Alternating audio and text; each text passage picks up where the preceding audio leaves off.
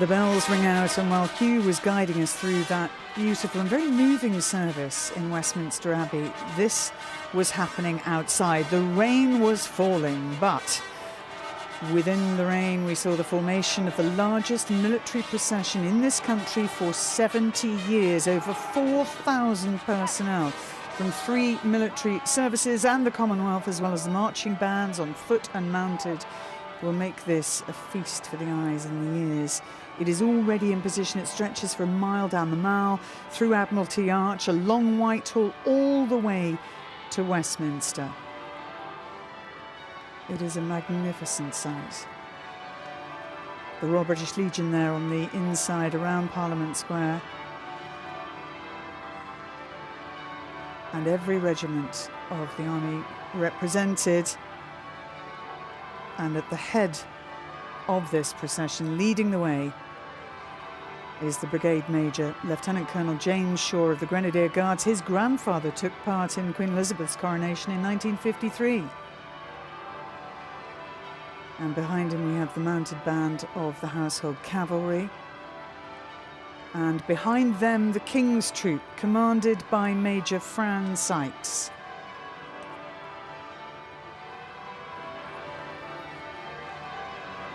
And the band of the Royal Regiment of Scotland leads detachments from the Realm and Commonwealth forces and British Overseas Territories, and they will be flanked by 124 flag bearers. We have the RAF as well, commanded by Group Captain Stephen Harrison. We have the Army Royal Armoured Corps led by their colonels, the Army Corps, which includes the much-loved Gurkhas. We will show you all of this, but interestingly, they will all march off at the same time. And they are waiting for a command from Garrison Sergeant Major Andrew Stokes from the Coldstream Guards. We've mentioned Vern before. He's one of the leading architects of this procession, and indeed both processions. He will give a command that will be passed down right to the front and to every single person marching, and they will move off at the same time, and they will march to the same beat, indeed the same tune. It's the first time that's been attempted.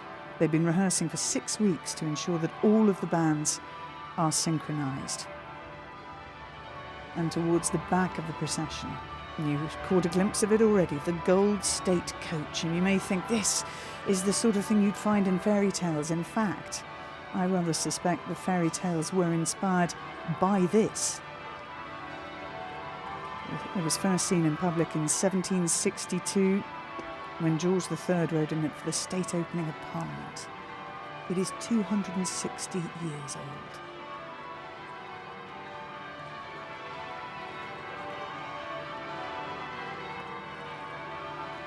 And Brigadier Greville Bibby, CBE, is alongside me, waiting for the command here, and I know you're anticipating this hugely.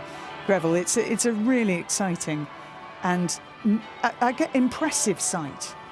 It is, and I was just thinking, there's the Garrison Sergeant Major, you just mentioned, Vern Stokes. I was speaking to him yesterday, just confirming how on earth they get everybody to step off at the same time.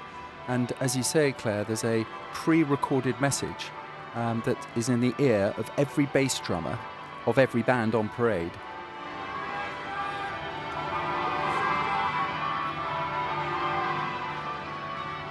There is the command. Now, it will take a few seconds for that to filter down, and the procession will all move off together.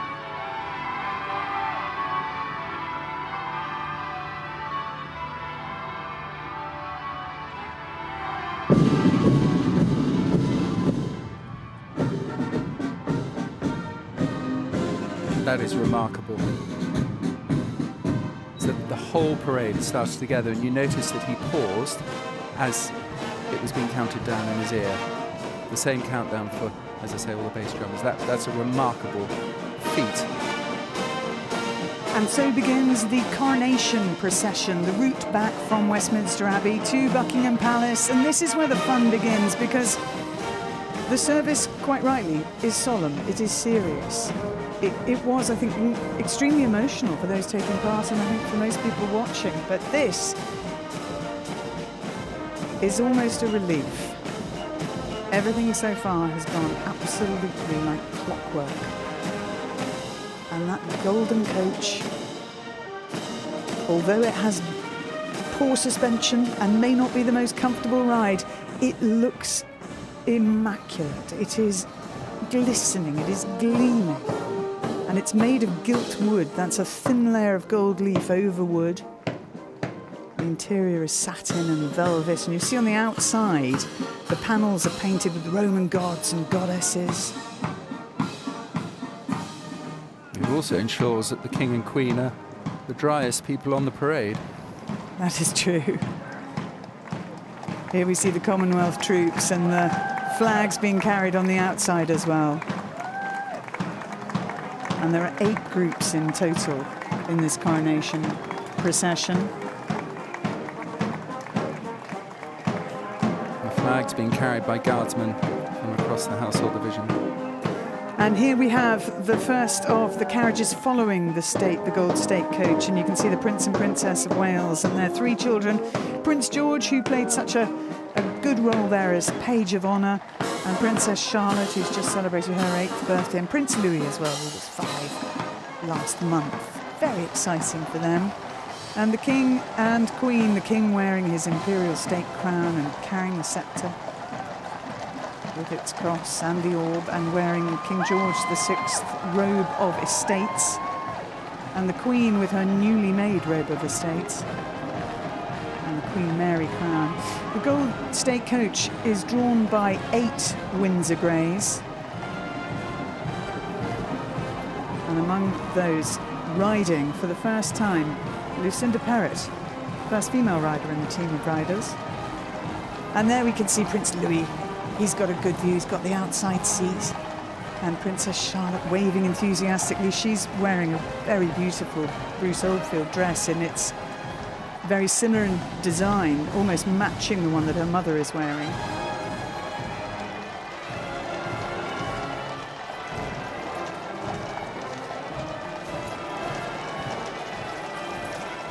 And right at the front of the procession, you can see it's halfway down the Mall already.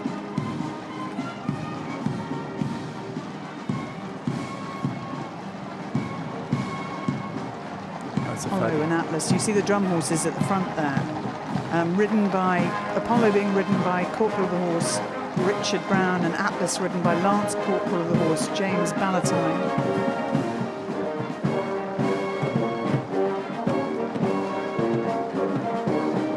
We saw Apollo slightly misbehaving at the beginning, didn't we? They did so well to control him.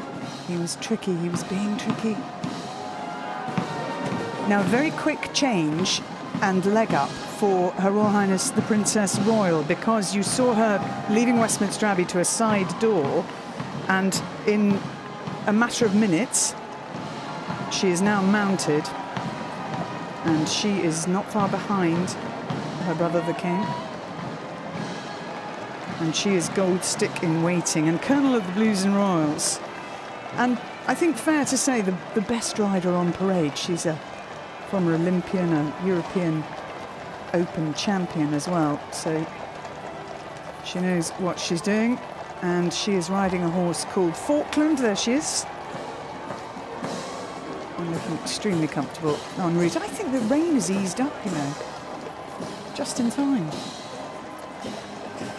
She's riding with the other colonels of the regiments of the Foot Guards.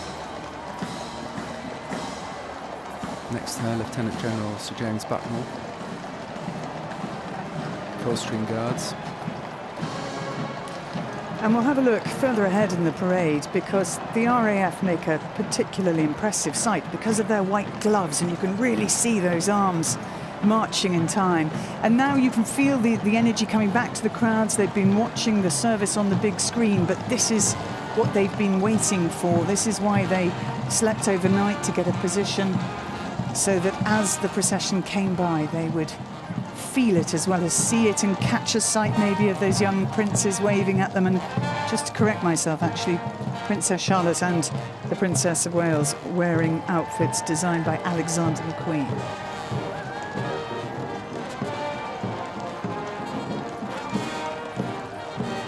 The Blues and Royals with their red plumes and blue tunics, and behind the state coach, the lifeguards with their white plumes and red tunics.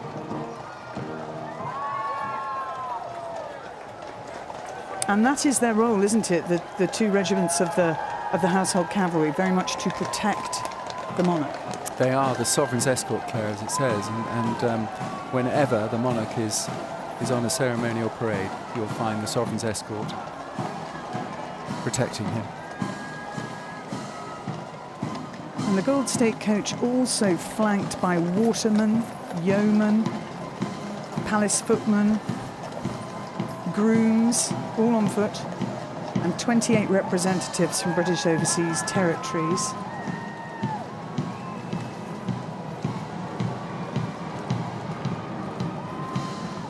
And the Prince and Princess of Wales have recently enjoyed a visit to Wales.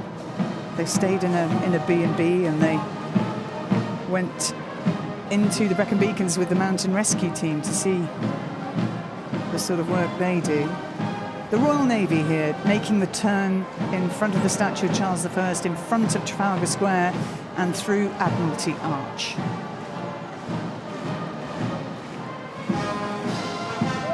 They're commanded by Captain Sophie Shaughnessy, Claire. She's a marine engineer who served with great distinction in the Royal Navy, Bosnia and the Gulf, amongst other places. And this is her last duty in uniform, commanding the Royal Navy at the Coronation.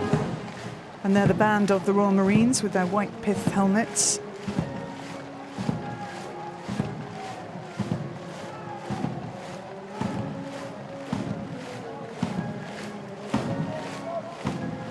And I think that royal blue on the decorative, the mains obviously of the Windsor Greys, it looks so striking. And there have been various colours used, of silver for the Silver Jubilee, gold for the Golden Jubilee. And the King picking royal blue.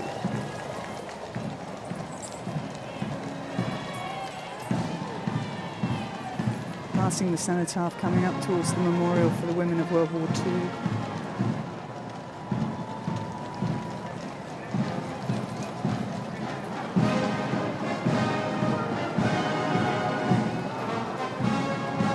And back on the Mall we can see the full glory of this enormous procession. As we've said, the largest for 70 years, Greville. It is, and as you said earlier, it's divided into eight distinct groups. You've got the brigade major leading from the front, and then you've got the Royal Air Force, closely followed by all the regiments from the Royal Armoured Corps in the Army, and then the senior Army Corps and the infantry following them. Behind them are the junior Army Corps, and hopefully we'll see all these different regiments and units more closely in a minute. And then, as we've seen, the Royal Navy and the Royal Marines bringing up the rear. And of course, that's a great honour for them. As the senior service, they are closest to the monarch. Behind them, the Foot Guards and Household Cavalry dismounted.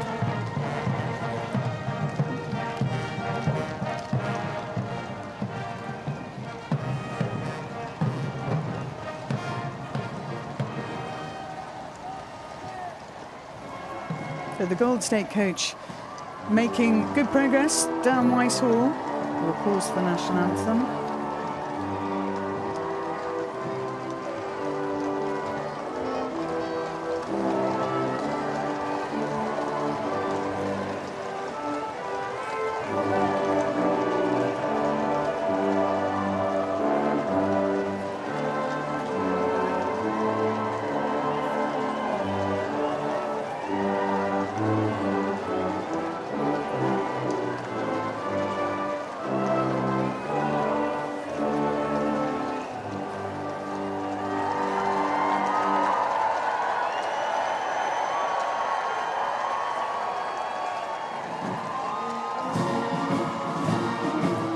All 5 regiments of the Foot Guards now making that turn, and they will have to funnel themselves through those 3 arches. So quite a feat, Greville, of organisation. It certainly is, and it's going to get even more challenging when they come to the gates of the forecourt of Buckingham Palace.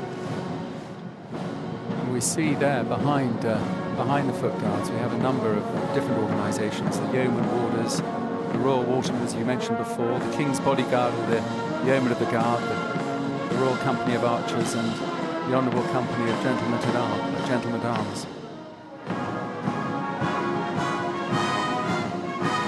All 5 regiments of foot guards with their King's colour ahead of them, and their regimental lieutenant colonels and commanding officers on parade. And there you see the dismounted regiments of the Household Cavalry, the Blues and Royals, and the Life Guards. Commonwealth troops in the overseas territories. And it's wonderful to know the reach that today is having around the world. 447 representatives of the Commonwealth Armed Forces on parade. And of course the King is head of the Commonwealth. And very interested to learn that he has managed to visit 45 of the 56 Commonwealth countries, which is quite a feat. I think his first visit was at the age of 5. I think he went to Malta, first of all. So only a year after he attended the Queen's coronation, he was on his first official trip to a Commonwealth country. You see that grandstand behind. They've got a lovely view now. We're back with the Prince and Princess of Wales. And the children all at the same school now, at Lambrook School in Windsor. And Princess Charlotte, I know, is massively into her gymnastics. And the two princes enjoy their sport as well. And I think their parents are very keen to ensure they have an outdoor lifestyle as much as possible, a normal childhood as much as is possible. Well, and there we find their Royal Highnesses, the Duke and Duchess of Edinburgh, with their children, Lady Louise Mountbatten Windsor and James, Earl of Wessex. And Louise is 19 now. She's studying English at St Andrews University. And she'll be particularly appreciative of the driving of the carriages. Carriage driving, a great love of hers. And in the final carriage, the Duke and Duchess of Gloucester and Vice Admiral Sir Timothy Lawrence.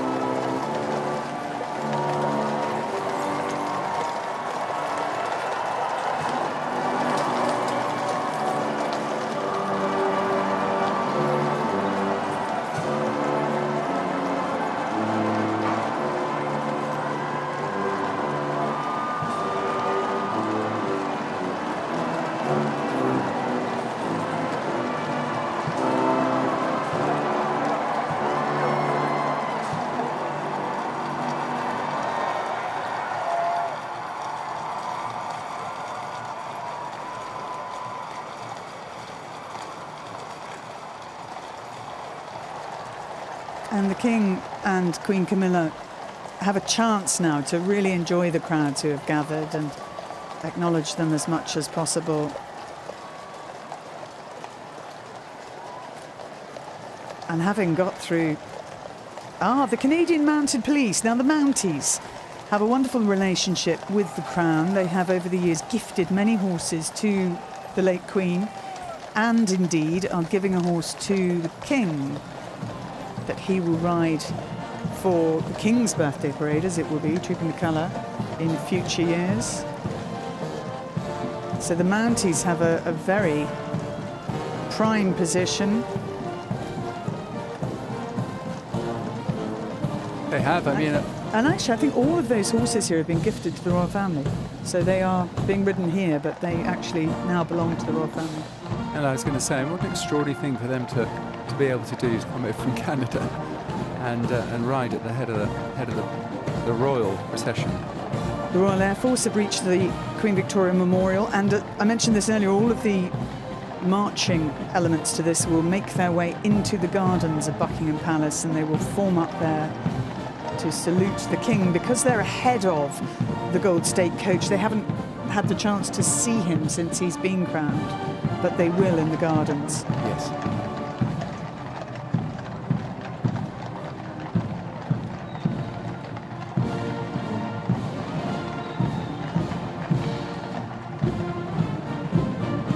Mass bands of the Household Division.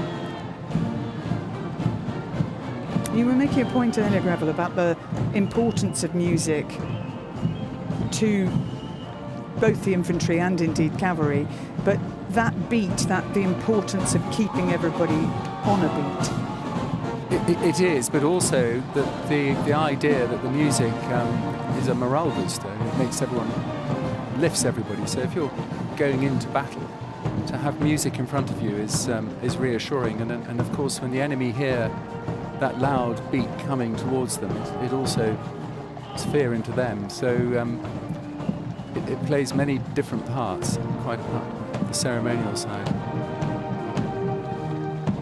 Back with the Prince and Princess of Wales and Princess Charlotte and Prince George and Prince Louis. I think still enjoying their ride. I was going to say earlier, Claire, I was trying to interrupt you. I think they might compete for best show and tell at school, don't you?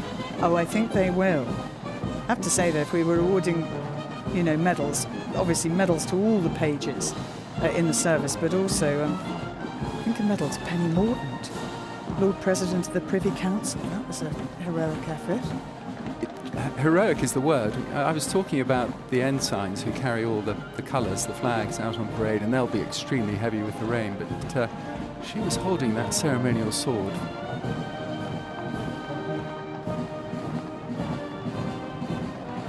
We have the Gurkhas. Much loved Gurkhas from Nepal. And you see there the flags of the Commonwealth nations. St Kitts and Nevis, I think that was on the left there.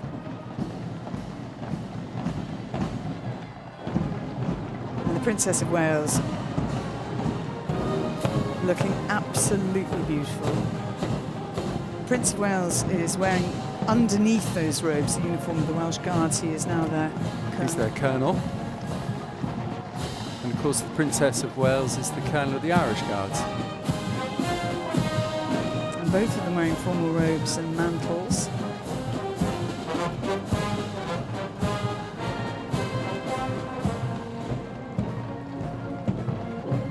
Here we have the infantry, the iconic red berries of the paras in the middle. Connected to the king.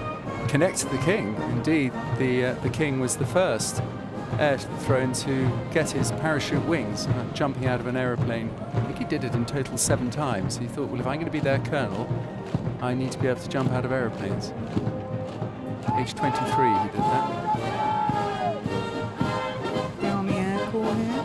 And back with the Gold State coach. And honestly, I think it is brightening all the time. And certainly that gold looks to be gleaming ever more. We've got representatives of the realms and dependent territories of Great Britain, either side. It's a great honour for them.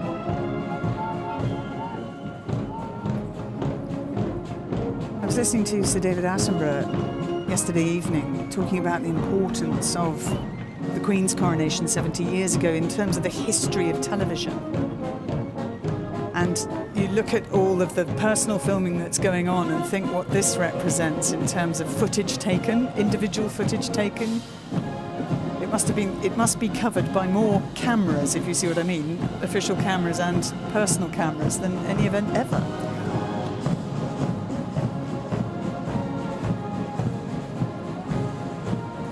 So that grandstand on the left is where we have members of the NHS, care workers as well, veterans, and those representing various charities. Oh, good move there from the Royal Navy. Well, this is the manoeuvre I was talking about earlier. You can see the gate top right where they're all going through. And this is a new military manoeuvre which has been designed specifically for this parade to reduce the frontage of 12 into a frontage of 6. So it's sort of halving itself in width. Is that what you mean? And I have to say, the Navy have just executed that absolutely superbly.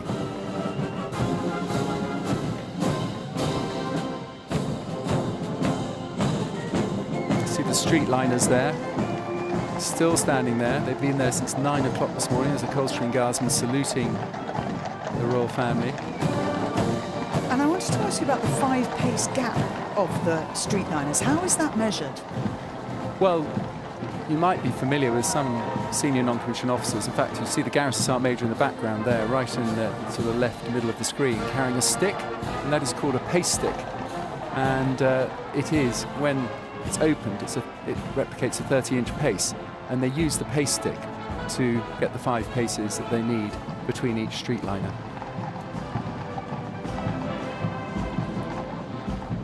There was a pace-sticking World Championships, Claire. Did you know that? I did not. No.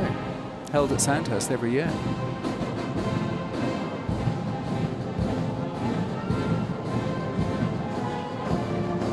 Prince Louis is enjoying this, I think. He's only a year older than the King was when he attended the Queen's coronation. But all of them will remember this. They're old enough to remember it, and everybody here today.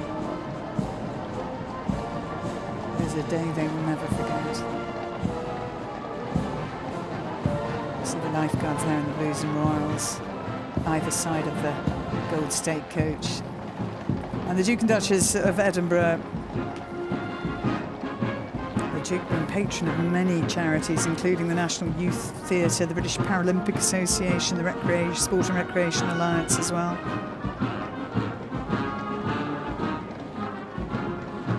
You can see the movement of the Gold State coach, and the reason why they didn't want to have it on the way to Westminster Abbey, I think it would make you feel quite seasick. And it has been, compared to those who have, you know, compared by those who have ridden in it. It's like riding on rough seas.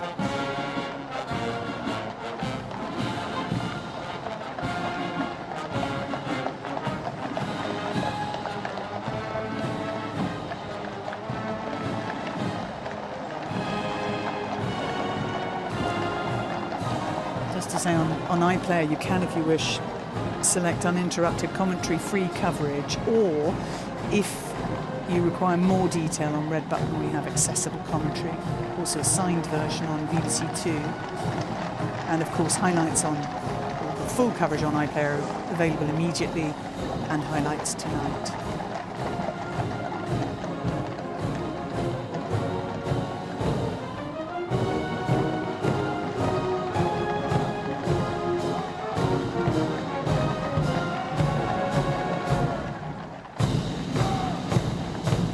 You see there the very back of the procession. The front of it already has reached the gardens of Buckingham Palace, and the back of it now into its last section down the Mall, and colours being lowered as the state coach goes by. Yes, the soldiers will use their rifles to salute, and then the young officers carrying the colours will lower the colours. I was talking about how tricky that becomes when they are wet. I mean, it's difficult enough normally, but when they're wet, they'll be 3 times the weight. King Charles III is the Commander-in-Chief of the UK Armed Forces, and that's a role he inherited on the death of Queen Elizabeth in September last year. And he holds the highest rank in all 3 services, so Field Marshal, Admiral of the Fleet, and Marshal of the Royal Air Force. Yes, and of course Captain General of the Royal Marines.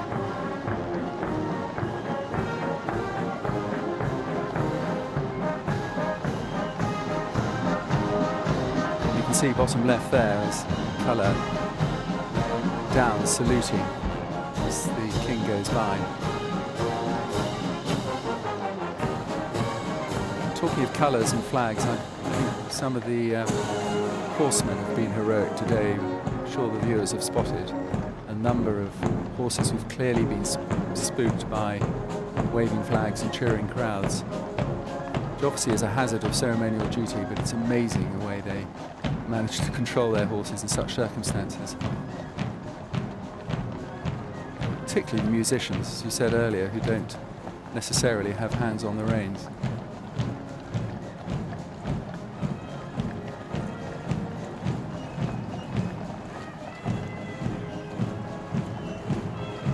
And talking of horsemanship, you see Her Royal Highness the Princess Royal there, back right of the Gold State coach, so relaxed in the saddle.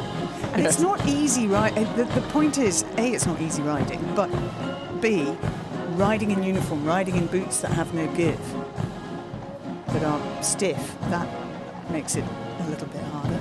Well, they've also got spurs on as well, Claire, which are really quite sharp.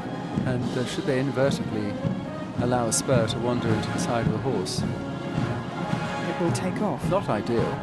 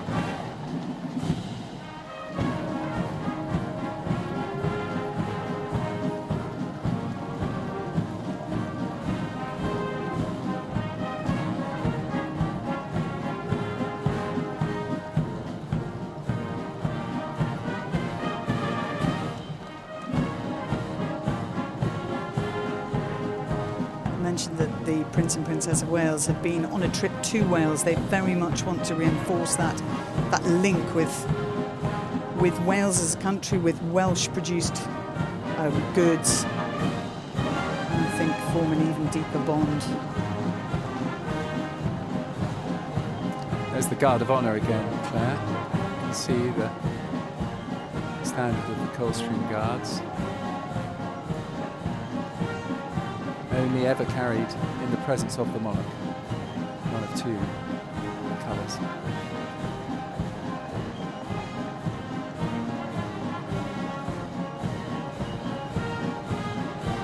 Yes, Louis. he's done so well.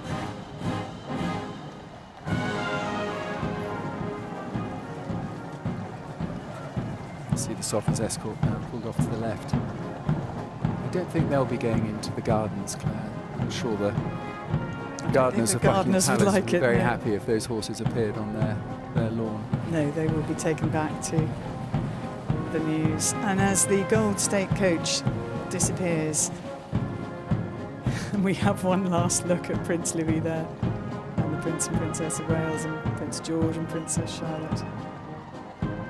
We will next see all of those who were involved marching on procession.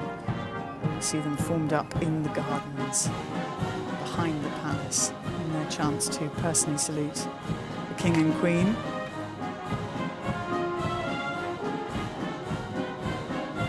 And that was impressive in scale and execution and accuracy and uplifting.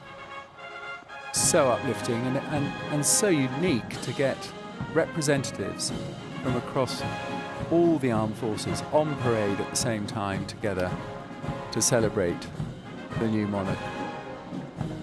And full credit to those who have planned it and to the work that's gone in rehearsing some of those rehearsals through the middle of the night.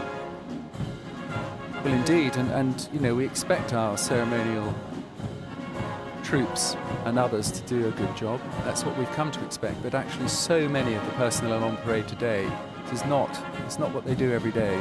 They've come off their ships, they've come from their air bases and their regimental barracks all over the country and indeed the world to perform today. And we can see the colours of all those regiments represented, colours and standards there around the Queen Victoria Memorial. A wonderful, glorious sight. Hugely enjoyed, I think, by those present here, but also by those watching. And one last duty for those military personnel to perform. Now, Claire, thank you. Well, to share their thoughts on this extraordinary day, our historian and broadcaster, David Olusoga, and Daily Mail writer, Robert Hardman. I think little Prince Louis is the only one who needs a little bit of CBeebies. The rest of us couldn't get enough of that. What a spectacle. Robert Hardman, what's your initial reaction to everything we've seen? Well, I mean, to have seen that sort of medieval sight of a sort of a king in his shirt kneeling before the altar. Yes.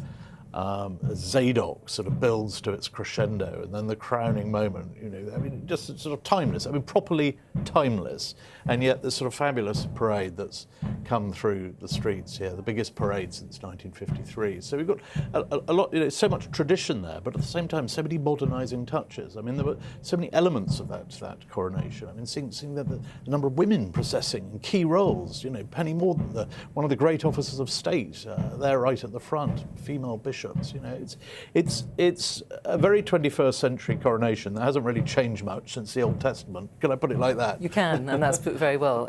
David, let's go then to inside the Abbey. As you were watching that, what thoughts were going through your head? Well, as Robert said, I mean, this is an ancient and medieval tradition to see things that almost nobody has seen. I mean, to have adult memories of the last coronation, you have to be in your 90s. There's around 600,000 people in their 90s in the UK at the moment. That's less than 1% of us. Most of us, more than 99%, have never witnessed that. So a tradition that has lain dormant, as it were, for 70 years can suddenly be revived and can be seen in all of its complexity, all of those layers of history interacting. It's quite remarkable. Robert Hardman, looking at the face of the King, there was a moment when both you and I sort of looked at each other, and it was the moment when the Prince of Wales pledged his allegiance and his oath to his father and kissed him on the cheek. And that was the moment that I felt that our king looked most pregnant with emotion. I think it was incredibly touching for him, and it was a reminder of that moment in the Queen's coronation in 1953. All the solemnity, suddenly this sort of the serenity just sort of cracks momentarily when Prince Philip gave her a kiss on the cheek, and it's that moment where the sort of family breaks through all this tradition. I think it's a very sort of reassuring moment, and he was clearly, I think, that to him it was a very poignant scene. And Queen Camilla. I didn't quite have time to ask you before the service about Queen Consort versus Queen Camilla. And of course it's correct, I understand, to use either and both. But now seems the time when both the palace and maybe the nation feels comfortable with the words Queen Camilla. I think that's one of the changes we will see as from today. I mean, up until now, Queen Consort was the official term everybody used for very understandable reasons, because in those early days people didn't want to confuse the Queen, Queen Camilla, with the late Queen, in the same way that in 1952 the Queen Elizabeth became the Queen Mother to distinguish her from Queen Elizabeth II. So, but what we saw today, it's fascinating. Go through that order of service, you won't find the word consort in there at all. It's Queen Camilla from beginning to end, and I think that's probably what we're going to see from now on. Inside the palace there, they sometimes refer to TQC, the Queen Consort. They can just do TQC, the Queen Camilla. They don't need to change it, but I don't think we'll hear consort so much anymore. Yes, the Vivat Camilla bit was interesting. That was the moment, really, that it seemed she's in Latin. Yes. It's there. It's in the order of service. David Olusoga, the parade itself, I mean, that contrast, as Robert Hardman was saying, there was a solemnity, understandably, entirely appropriately within the Abbey, and then the drums, they beat, and we suddenly all sort of raised ourselves up for that, even through the raindrops. Very, very colourful and vibrant, and it continues, this wonderful parade. Well, if the ceremony took us back to the 11th century, Westminster Abbey becoming the site of the coronations, this is the 18th, 19th century. It's very different to 1953. The scale of Britain's military power is much, much reduced, and in some ways that's a very good thing. But I think the fact that all of this colour, all of this other set of traditions can be marshalled so quickly, so effectively, I think again is fascinating. And what about then this royal salute, Robert Hardman? We're about to see there's something, I mean, again, that none of us have seen. It's one of those days in the back garden of Buckingham Palace. What is it about, and what should we look out for? Well, it's in a way, it's recognising the effort that all the armed forces have put in. I mean, they've been rehearsing this sometimes through the middle of the night. They've obviously been standing in the pouring rain. They're incredibly proud to come here and salute their Commander-in-Chief. But if you're on parade, the one thing you almost never see is the Commander-in-Chief, because you have to march in front of him, except for the streetliners. Most people can't see him. So it was an idea of the Earl Marshal, the Duke of Norfolk, who put all this together, and the King, that everyone who takes part in this procession should be given the opportunity to actually salute their Commander-in-Chief at the end. So the idea is march them all through to the garden. I'm sorry for the gardener, I have to say. Yes, but it's a bad day for the gardeners. Well, he's got a garden party next Tuesday as well. So it only gets worse, yes. He's got a lot of feet on his lawn. But they're going to march through, or most of them are. Clearly, I think, as Claire mentioned, the horses are staying. They've got a different route. I think that would have been too much for the gardener.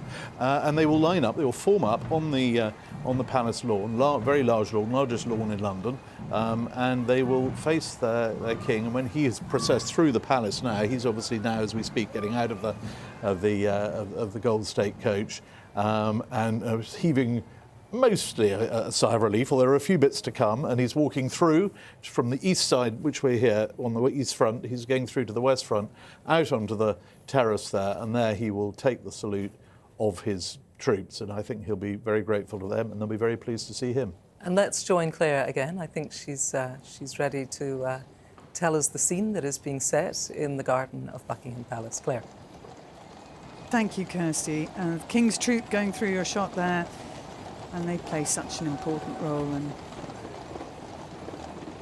we mentioned earlier, we don't think the horses will be making their way onto the lawns, but a rare opportunity to see the gardens of Buckingham Palace. And all those who are on foot for the coronation procession have formed up. They will be shortly saluting the King. 39 acres in total, and these are the largest private gardens in London. They have over 1,000 trees, 325 wild plant species. And actually it's here that the King's renowned love of gardening began. when the Queen gave him and his sister Princess Anne a small vegetable plot in the gardens. And the central feature is the lake behind there. Created in the 19th century, originally fed from the overflow from the Serpentine in Hyde Park, and today a self-regulating ecosystem fed from the Buckingham Palace borehole. But this, Greville, a wonderful sight. It really is, Claire. It's really quite emotional, this, and this is the pipes and drums of all the regiments that have pipes and drums and the Royal Air Force. 18 different sets of pipes and drums all playing together.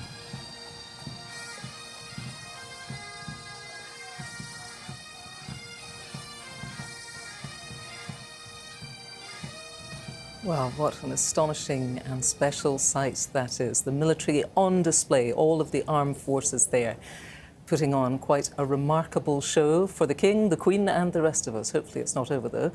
We should have a flypast still to come as well. And whilst that wonderful military procession was in full flow, Sophie Rayworth caught Bishop Gully and Bishop Rose Hudson Wilkin as they left the Abbey after the coronation service. So much history in that abbey today, but I'm here with two women who were not only very much at the heart of the history, but were making it themselves. Bishop Rose and Bishop Gully, you both were the first 2 of 3 female bishops who've ever taken part in a coronation. What was that moment like for you? Well, inevitably a huge honour and a privilege. There was so much innovation in that service, as well as, of course, all the historic elements. But for us, very, very special to be amongst the first 3 female bishops. There have only been women bishops since 2016, so it's the first time it's been possible, and obviously a real joy for us. And what about for you? Excited, surprised, and honoured, deeply honoured to have been part of this historic moment, once in a lifetime. Moment. And the moment when the screens went around the King and you were so close to it all, what was that like? It felt to me like the most intimate part of the service. It becomes very, very private between the King and between God. And then, of course, the beautiful screens and that spine-chilling moment when Zadok, the priest, begins. And you kind of have a sense that something is happening, even though it's the least visible part of the service. So, yeah, really, really special. Yes, he emerges from the screen, just, undressed almost, and you think, wow, something is happening here, or something has happened. And of course, Zadok for me too I felt transported. It was amazing. And Bishop Rose, you also gave Queen Camilla, the Queen Consort's rod to touch. Describe that for you. Well, again, it's, how does one, coming from Montego Bay, Jamaica, get to be right at the heart of it? But it was just such an honor and a privilege to be part of that. And it's going to stay with me forever. Yeah, and you were both right there, very much at the heart of it, making history yourselves, as I said. The atmosphere, though, inside the Abbey, what was it like? It was joyful, I think, really joyful, but also the profound and intimate moments, the deeply sacred moments, the giving of Holy Communion is at the heart of every Christian service. So in a sense, it's what we do all of the time, but something particularly special. The ceremony, but it is in a religious context. Well, Bishop Rose, Bishop Gully, thank you both very much. Thank you. Congratulations on your role today. Thank you very much. Thank you. And with perfect timing, back in the gardens of Buckingham Palace, Lieutenant Colonel James Colby will give the command for the Royal Salute, and then the national anthem will be played by the massed bands of the Household Division, led by Lieutenant Colonel David Barringer.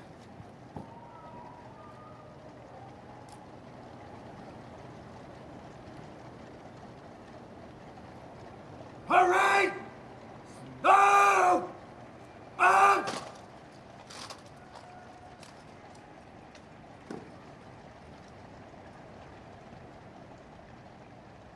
We just saw there Lieutenant Colonel Tom Bonus at the top of the steps, Claire, who's the retiring regimental adjutant of the Welsh Guards, been in the service, continuous service for 54 years, and he's giving the signal to their Royal Highnesses that the parade are ready to receive them. It's his last act in uniform. And we look there at the shot of those who were on parade, 4,000 of them who played a key role today, right at the back of the pipes and drums. Then the Commonwealth countries, 33 of them here, representing the 56 nations and realms. The RAF, we saw 520 of them on parade today, and every regiment of the army represented, the regular and reserves. The Royal Navy and the Royal Marines, who are easily spotted with their white pith helmets, and the 5 regiments that are the troops of the royal household in the front there. And ahead of them, that whole row, is the colours, all the colours and the standards of those on parade. Just on the left there at the bottom of our screen are the service chiefs, Claire. So the heads of all the services.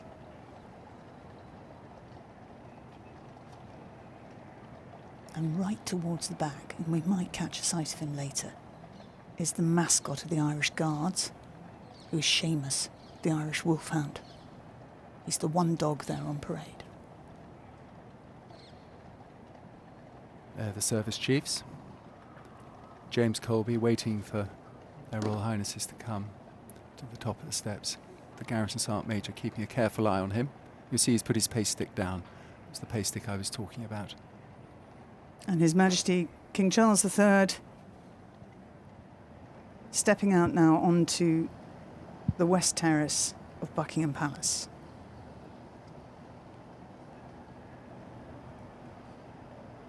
Queen Camilla following him. And you see Prince George there at the back of the train, still playing a role as Page of Honour.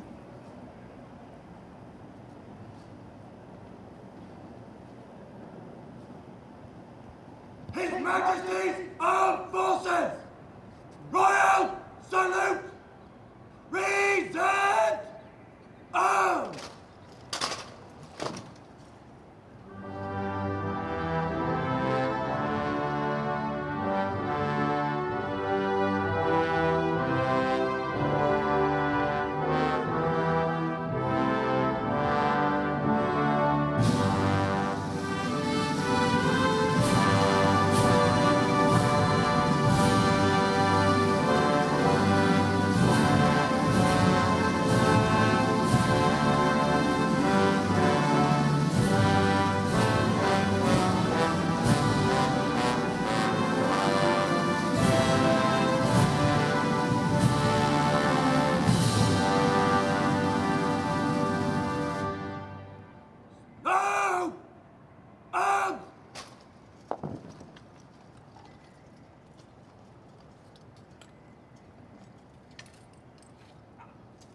Garrison Sergeant Major Andrew Stokes giving the order now for them to remove headdress and call out for 3 cheers. Remove! Headdress! Charlie! 3 cheers for His Majesty the King and Her Majesty the Queen! Hip hip! Hip hip! Hip hip! The parade will replace headdress! Replace! Headdress! Charlie! Rose! Quick! March!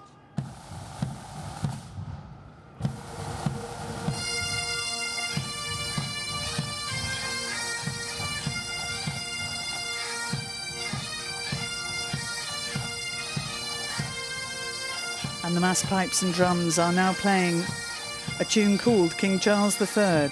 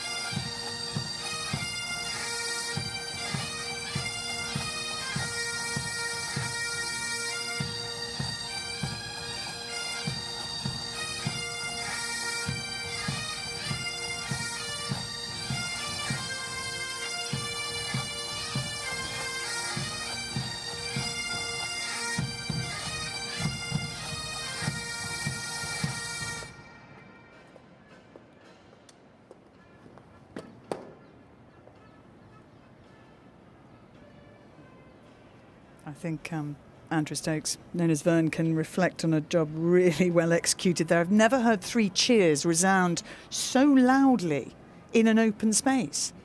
I was the wrong person to ask the commentator on this. I'm actually in tears. I mean, that was really amazing.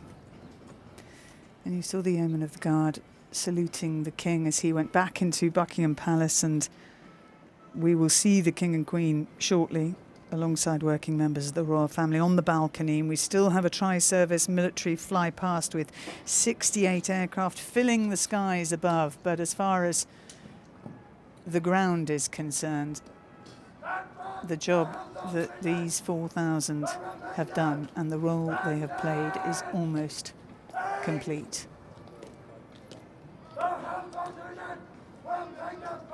They've now got to pick up their weapons. There you go. And not let their bearskins fall off. They can't look down.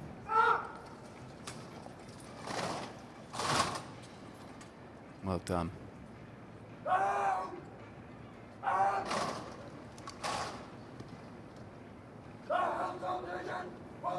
So, Greville, overall, what would your reflections be on what you have seen of the coronation procession? Well, we've talked about the scale of the parade, because it is big. It's the biggest thing I've seen in my time, and I was serving, as you said earlier, for 34 years.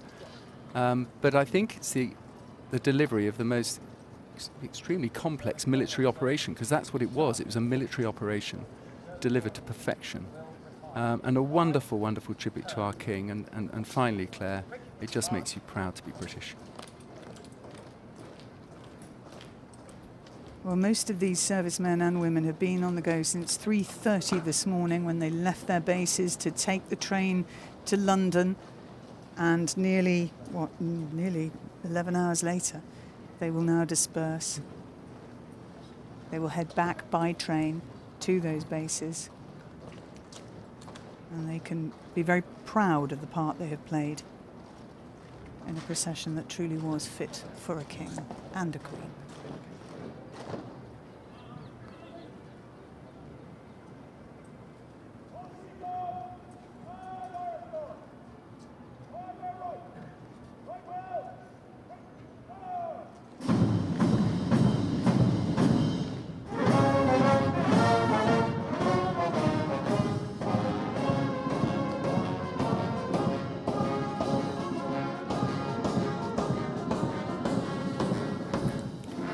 Well, Robert and David are still with me. We could hear those 3 cheers from inside our studio, which is on the other side of the palace wall. It was quite a roar. And I noticed, Robert Hardman, that there was a sigh from the King, a sigh of pleasure, a sigh of admiration, maybe a mixture of both. I think you're absolutely right, Kirsty. I saw it was a very fond reflection. I think, of a very proud commander-in-chief. Just thinking, we've got here. This is he's been following all these rehearsals for weeks now, and all the preparations for what is a first. I mean, this has not happened at a coronation before. The garden hasn't been used as a parade ground like that before. Maybe this is the shape of things to come. Who knows? It's a new reign, but he loved it. I mean, he absolutely loved that. Important to remember too that King Charles trained as a military jet pilot. He studied at the Royal Naval College at Dartmouth. He's trained to fly military helicopters, David Olusoga. So this is, for him it is not just a ceremonial role. He has worked with these people, he respects these people, he understands these people. I think it shows the deep connections between the monarchy and the armed forces. Just at the ceremony, I think, reminded us of the deep historic connections between the royal family and the church.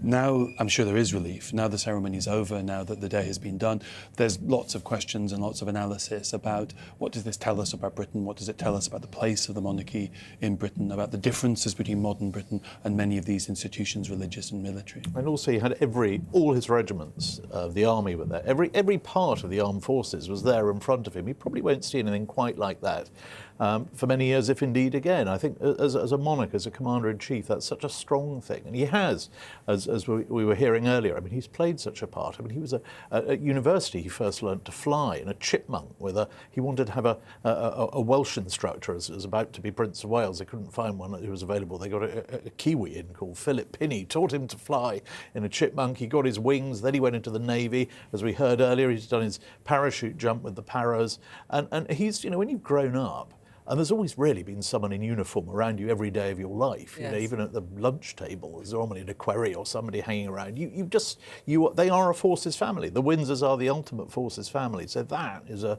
very big deal. So, David, you were talking there about a bit of analysis, and this is probably the moment for it. Let's do a little bit of instant analysis then. What you've seen today, what we've learned, and we've all been reading up about it, and we kind of thought we knew what we were going to see. But actually, given what you've seen today, firsthand, out in front of us, we've had the most spectacular view. Does it feel like the page has been turned? Does it feel fresh to you? Does it feel like a different moment? I think there's an argument that it almost accentuates and makes us more aware of how ancient, how in some ways unlike the country these traditions are. We are a very unceremonious people. I think if you compare us to countries like Spain with a calendar of Catholic events during the year, or somewhere like Japan, we have very few ceremonies, and yet we have this ancient ceremony gone on for at least 1,000 years in the same building. That gulf between us as a rather unceremonious and rather unreligious people and this highly religious ancient ceremony, I think that does show there's, if not a tension, a contradiction there.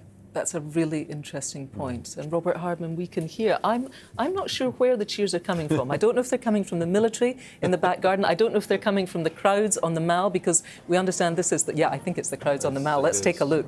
There we are. They're coming from behind the barriers, where they have been watching the incredible display before them.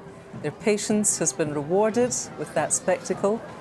And there we are. It was, of course, last June at the Platinum Jubilee that we saw scenes similar to this. We watched, I think it was 22,000 or so people stream down the Mall to pay their respects, to pay their tribute to Queen Elizabeth, who had been on the throne for 70 years. And today, a different moment. They come to pay their respects to King Charles III. As you look at these scenes, both of you, let me go to you first of all, Robert Hardman. I mean, that's quite something, isn't it? It's wonderful, as you say, Kirsty. I mean, the last time we saw this when you and I were here last summer for the great Platinum Jubilee. But I think what this underlines, and the flags there underline as well, we do live in an era of soft power, of influence and persuasion and charm rather than coercion. I think what today we've seen is a lot of this is soft power. You look at that crowd there. I was out among them yesterday. They're from all over the world. I mean, these are not by any means, just Brits or even just loyal subjects. People have flown in from all over. This has been watched all over the world, and the fact that you can get a crowd like this with just a handful of policemen in ordinary helmets marshalling this crowd. I mean, there's not a lot of high vis in there. It's all very good-natured, and it goes, I think, to the fact that it reminds me actually of the Golden Jubilee, which was produced amazing scenes just like this actually, which were used by the British Olympic bid to show the world when we were trying to persuade the world to give us the London Olympics. Look at the sort of party we put on here, and it was scenes just like this. And these are, they come round every now and then, and out of nowhere come these fabulous crowds. And any minute now we'll see what it means to both parties. Yes, David. There is, I think, 6,000. Media people here representing broadcasters from 22 countries on 6 different continents. This is a version of Britain, and I appreciate entirely what you're saying. This is not something we do often, but it is something that is watched by people around the world, and people appear still to be pretty interested in it. Is that fair? I think a spectacle like this, I think a ceremony of this lineage is absolutely fascinating to people all around the world. You can see that by the scale of media interest. I think I get worried when people say that this is somehow enhances Britain's position in the world. I think people are interested. I'm not quite sure it does perform the soft power purpose that many people suggest. But it's certainly something which people are fascinated about and associate with Britain. Okay. For now, both of you, thank you so much. It's been so interesting to talk to you. I think Anita Rani is still on the Mall. She is amongst those crowds. Anita. Thanks, Kirsty. I am still on the Mall, and I'm with Emma May Miller, who is a young ambassador for the Prince's Trust. Emma May first met the King when he presented you with the Young Changemaker Awards. Yeah. High five on that. How was that experience? I guess life-changing. being presented with such a big award, with the King giving it to me, it was completely surreal, and all I did was cry the entire time, because it was just like shock that how did I manage to get this? Why am I being recognised? Yeah, it was just, I have no words for it. It's just completely crazy. And then you met him again? And I met him again. And he remembered you? And he remembered me. I'm not surprised. But your involvement with the Prince's Trust started because you were supported by it, weren't you? Tell me about that experience. So in January of 2020, I started receiving support from my Youth Development Lead Ewan. It was identified that I was in a really bad place, so I did one of their programmes called Explore, which is all about finding confidence, learning to be yourself, building self-resilience. So I really you were a young carer, weren't you? And so, you suffered with quite severe anxiety. Yeah, so growing up being a young carer and also struggling with social anxiety disorder, I was at a point where I wasn't leaving my room. I wasn't able to have friends, I didn't have any hobbies, I had no life, and I was stuck in my room 24/7. And how did being supported by the Prince's Trust change that for you? It gave me the realisation that I can do anything.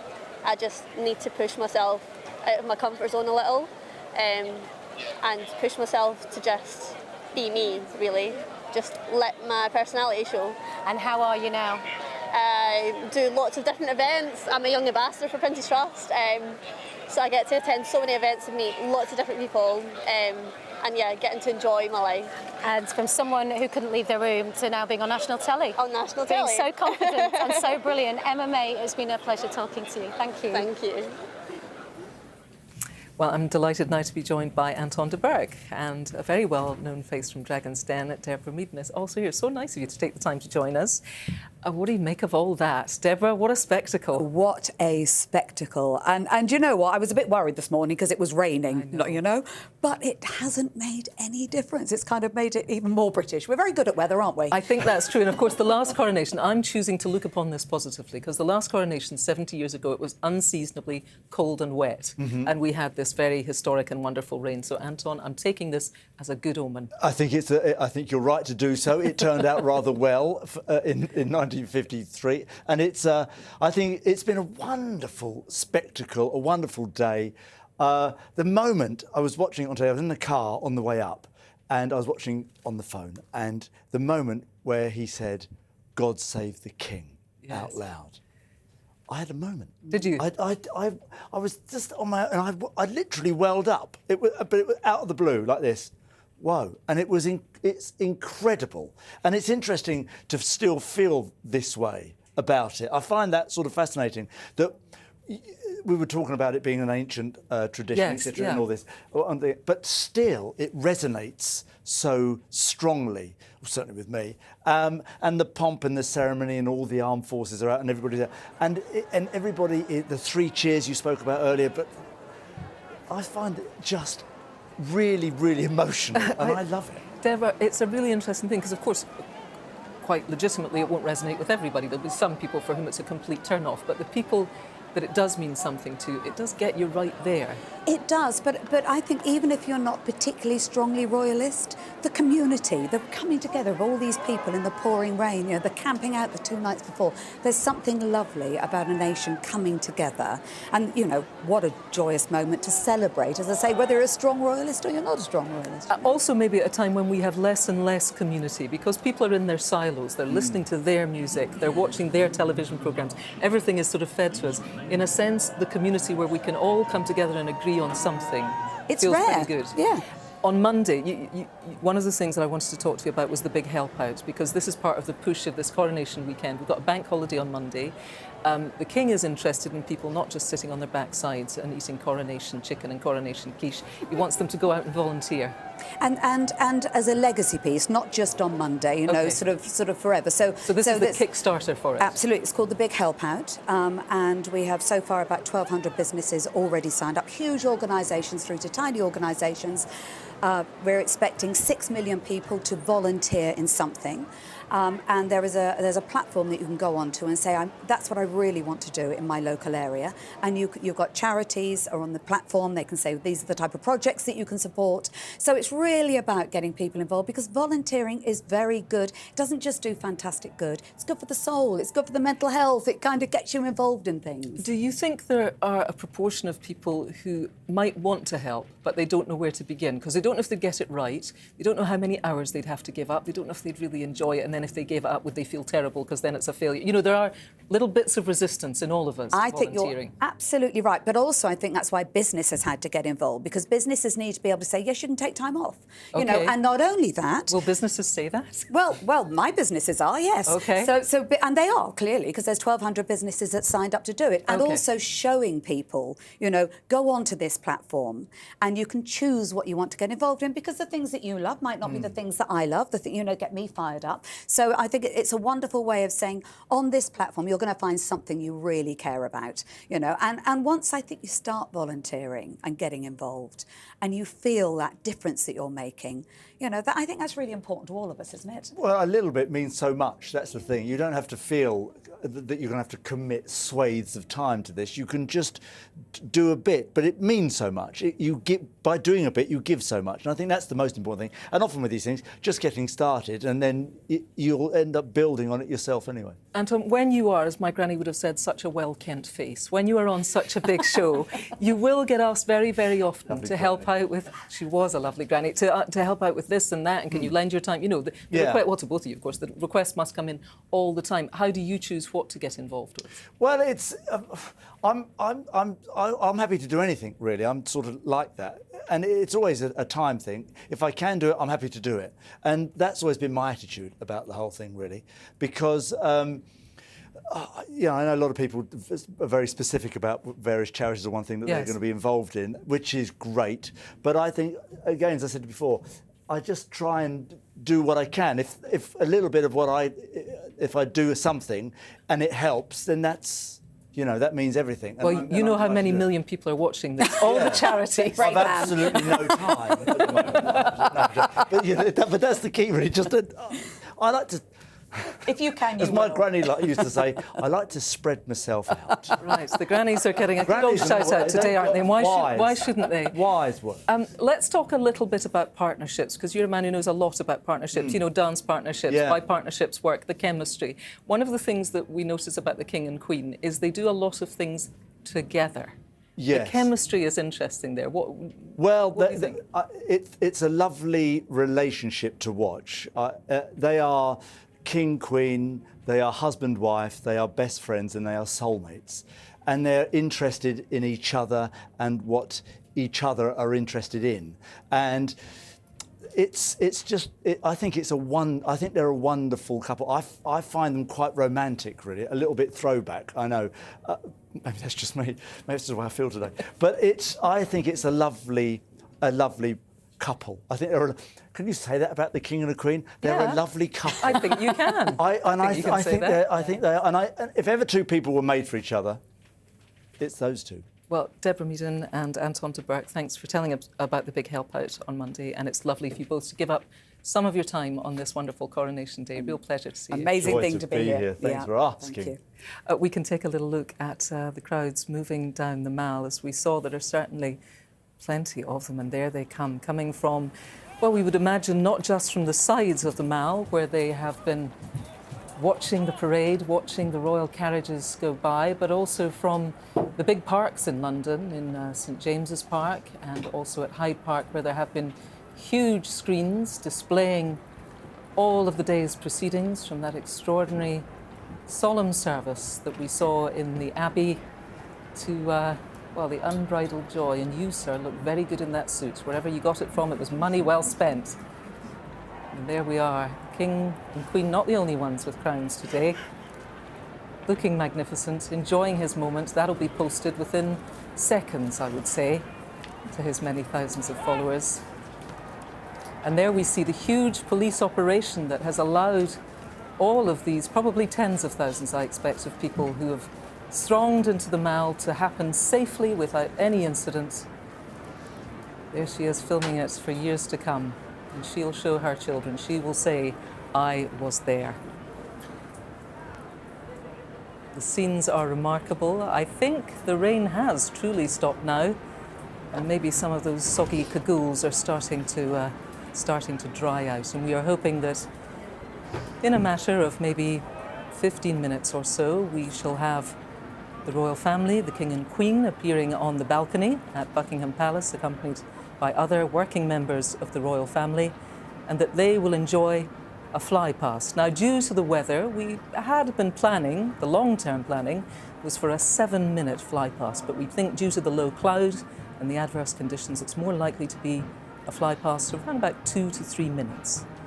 It's going to be helicopters and the Royal Air Force acrobatic team, so that is something to look forward to. There's certainly been plenty to look at today, not least the wonderfully smart outfits, the robes, the uniforms, and joining me now with their expert eye for such things is the English fashion accessories designer, I should say British fashion accessories designer, Anya Hindmarsh, and once again, India Hicks is here. Thanks both for taking the time to join us. It has been, Anya, a feast for the senses. In terms of looking at what was worn today, what caught your eye?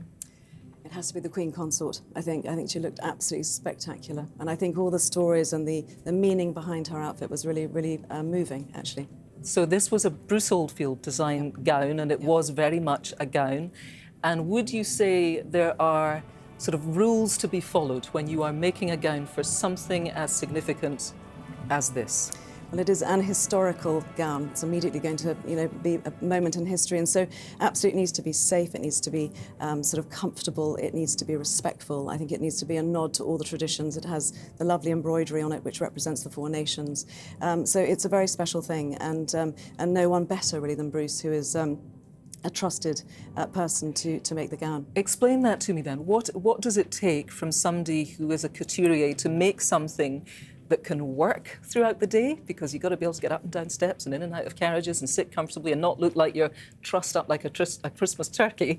What does it take in skill to make a gown like that? Well, I think comfort matters, and not creasing, all those really obvious basic things that matter, especially in this sort of weather.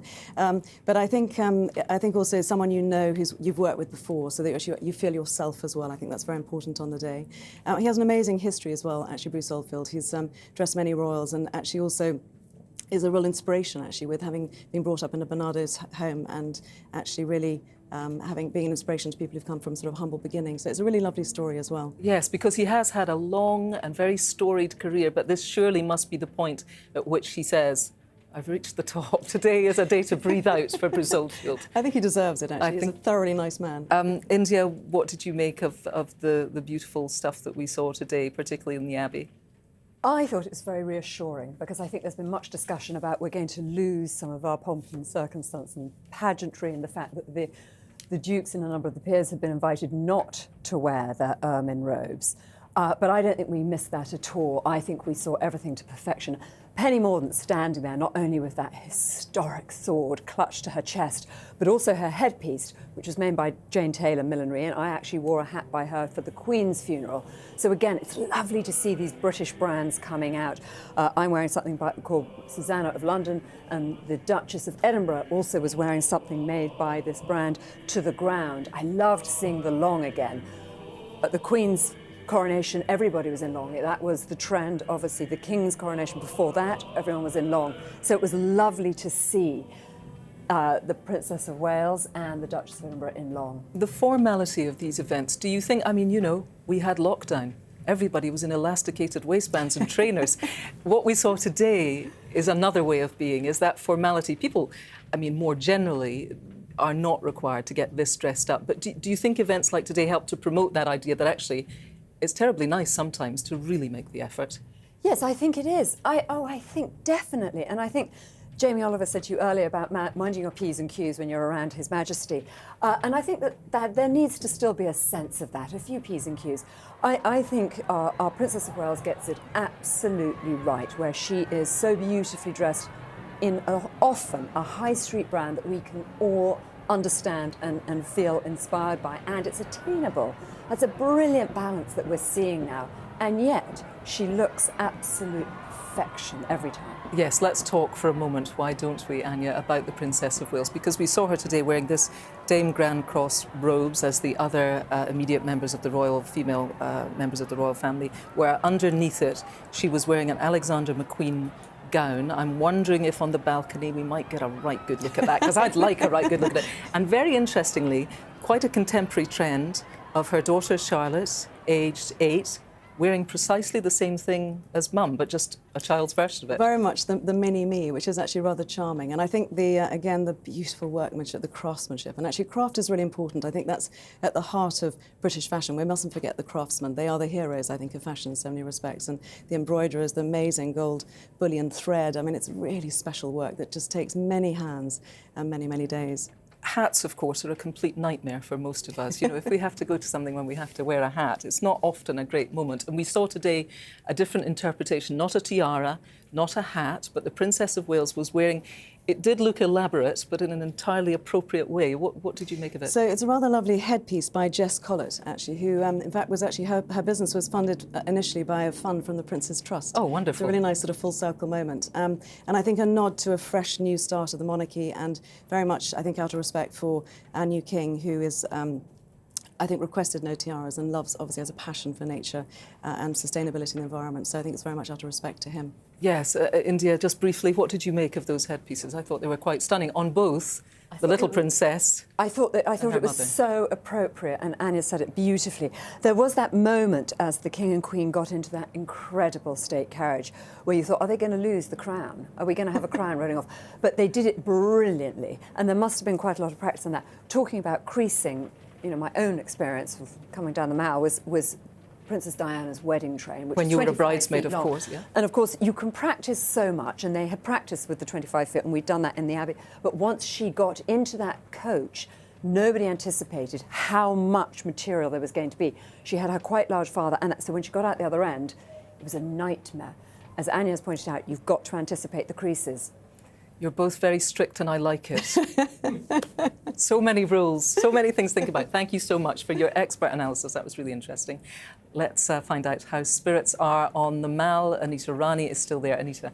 I am still here, Kirsty. I think you said that the rain had stopped about 5 minutes ago. I can confirm that it's still very much raining here down on the Mall. The crowds are trickling down now. Can you imagine how packed it is at the front? I'm joined by Jan Hugo. Jan is a royal memorabilia collector and possibly one of the biggest royal fans on the planet, because Jan, you have travelled all the way from Australia. We did. To be here. We did. How's your day been? Has it been worth the travel? It was a 30-hour trip, so I had to sort of weigh it up, but yeah, I think the King's won. Yes. I mean, what was it like being here? Oh, amazing. Like, the atmosphere is just out of this world. I don't even know how to describe it. It's the best thing I've ever done in my life. And you will have it forever now. I know. It's a once-in-a-lifetime experience. Tell me about your memorabilia collection. How many pieces have you got? Oh, more than 10,000 now. I gave up counting. I don't know. Where do you keep it all? All through the house. We live in a museum. How do your kids feel about that? Oh, they just think I should be locked up somewhere. It's not normal. So tell me about some of your main pieces. What are your favourites that you've got? Oh, there's some beautiful Queen Elizabeth pieces, things I'll treasure now that she's no longer here. Lots of music boxes from Diana, lovely pieces from her. Really old pieces, Queen Victoria, things way back to George III. So I can't pick a favourite, there's too many. And how much shopping have you done since you got here? Okay, I bought an empty suitcase with me. Of course you did. So that is full. I've sent 3 boxes home. 3 boxes? 3 boxes shipped back home already? Yep. And the palace sent a big box as well. How much money have you spent? Too much. David's having kittens, but... Your husband's off camera, so we're not mentioning it. He's hiding in the corner somewhere. Well, look, because you've travelled all this way, I've got something just for you that not many people will have. Nobody else can buy this in the shops. Jan, just for you, another bit of memorabilia for you to take back. Thank you so much. It'll go in the cupboard with all the rest. It's been an absolute pleasure speaking to you. Thank you, It's Jan. been a wonderful day. Thanks for having us. Just for you. Thank you. My script. Yes, I'm going to keep that. Thank you so much. Thanks, Anita. Well, as we await the appearance of the newly crowned King and Queen on the balcony of Buckingham Palace, I'm joined now by Air Commodore John Lyle, and Robert Hardman is back with us. Now, this fly past, It's not an ideal day for it, John, is it? Tell us the complications of trying to stage something that is as important in terms of people's safety as it is for the spectacle on a day like today. Well, as you mentioned, the original aspiration was to have 68 aircraft for a mixture of World War II aircraft, rotary wing helicopters, fast jets, all flying in different formations. And that's incredibly complex. So it takes an awful lot of planning. And it also means you need to make sure that you get all those aircraft together in a safe place, which is over the North Sea. And therefore, the plan had been for all the aircraft to join up into a long train of the different formations as we flowed in from over the North Sea. And to do that, you need the weather. And unfortunately, today, that's what's conspired against us. So we've had to take a very difficult decision to remove some of the aircraft from the fly past. We're still pleased that we've got the helicopters and the Red Arrows, but unfortunately, we haven't managed to deliver as much as we would like because of the need to stay safe. Well, that's most important for everybody, of course, and I think everybody appreciates that. I think it is remarkable, given how unpredictable the weather is and how low the cloud is, that we are going to see a fly past at all. Robert Hardman, you looking forward to it? We do love a fly past. We love a fly past.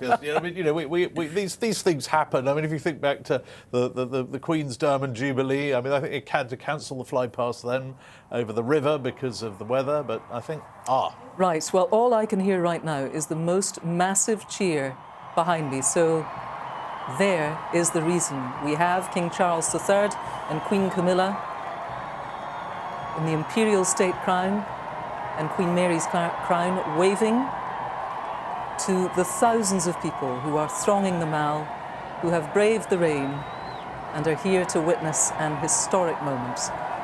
And we see there the pages who, I have to say, did behave very well, getting a moment that will stay with them for the rest of their lives. And also, Queen Camilla is joined by the two ladies in attendance who helped her with her train and doubtless steadied the nerves too this morning as she was getting ready. A wave to the crowd, and the crowd waves back. Robert Hardman, I believe, as a very young prince, was it age just 2 that Charles made his first balcony appearance? Yep, it was 1951, and he was 2, and he came out. They normally wait till you're sort of 2 or 3. The Queen came out as a babe in arms, but there we are. This is the rest of the family joining them now. The working family. It's quite interesting that we're seeing there all those who still undertake engagements, regular engagements, and their children. But I mean, this is such an important moment because this is the first time he has led the family out as king. He's been on that balcony, as you say, Kirsty, since he was tiny. He can just about remember the coronation balcony moment, and ever since then he's been seeing these scenes. But you know, he's leading them today. He's the one they're here to see. He does look relaxed. He's taking it all in, and it must be quite a scene to be on the receiving end of. And when you say working members, I mean, obviously we've got children there, we've got the pages today, some of them better known faces than others. Take people through the working members of the royal family. The working members, they're the ones who appear each day in what we call the court circular. There we see the new Duke and Duchess of Edinburgh there, Prince and Princess of Wales there.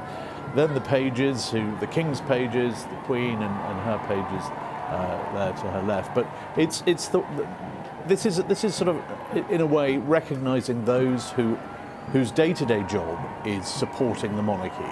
They are, you know, the King's eldest son, the Prince and Princess of Wales, and Princess Anne, of course, the Princess Royal, the Duke and Duchess of Edinburgh. And also it's nice to see there the elder cousins, as the Duke and Duchess of Gloucester, Princess Alexandra, the Duke of Kent. They still play a part in this sort of broader royal frontline unit, if you like.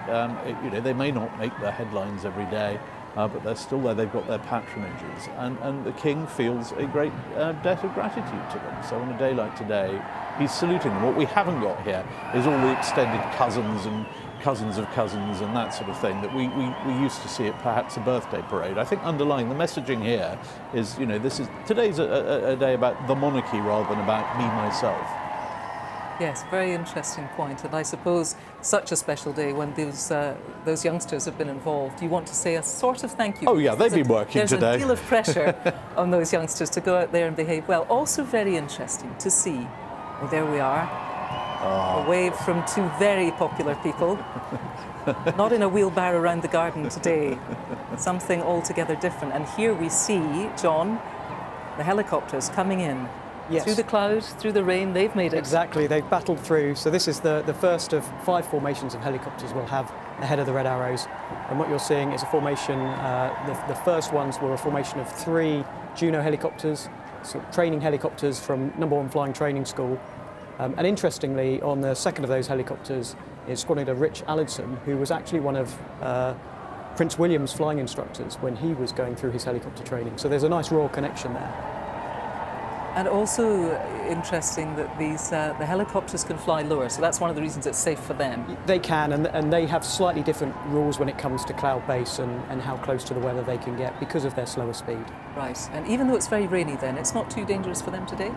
It's within the safety limits. It's right on the edge, which is why unfortunately we couldn't get the other aircraft, but absolutely within limits for the helicopters and for the Red Arrows. And so they're coming right overhead. Hear them now. Right over the palace. Everybody looks up. And so at the King top himself, of the screen. Sorry, go ahead. So the top of the screen there was the Army formation, so a Wildcat and 2 of the AH-64s. So they're coming over now. So we've got formations initially from the Navy, then the Army, then the Royal Marines, and then finally the Royal Air Force.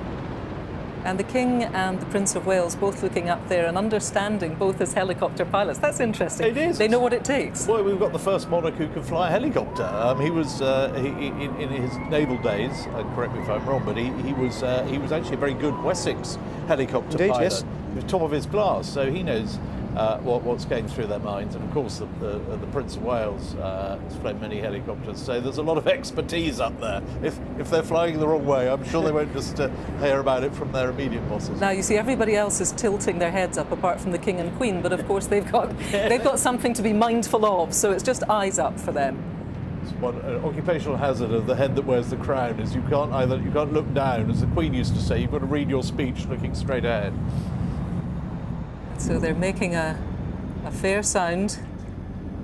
We can see the windows of the palace there even having a little shudder as those helicopters went past. And one of the things that I certainly wondered today is, how would the crowds be? Would it be a huge crowd? And we have a very definite answer, Robert Hardman, in that. Yeah, we do. I mean, the crowds aren't as big as they possibly could be because of the new sort of system they have for sealing off the processional area. You haven't got as many people in the immediate area, but here's the big moment. Yes, here's the big moment. Here's the main event. Absolutely. So the Red Arrows, because they are a professional display team, they can work to greater weather limits than the other aircraft who have unfortunately been unable to join us. So we do get a chance to see the iconic Red Arrows in their red, white and blue as they come down the Mall, which just looks fantastic. What a scene.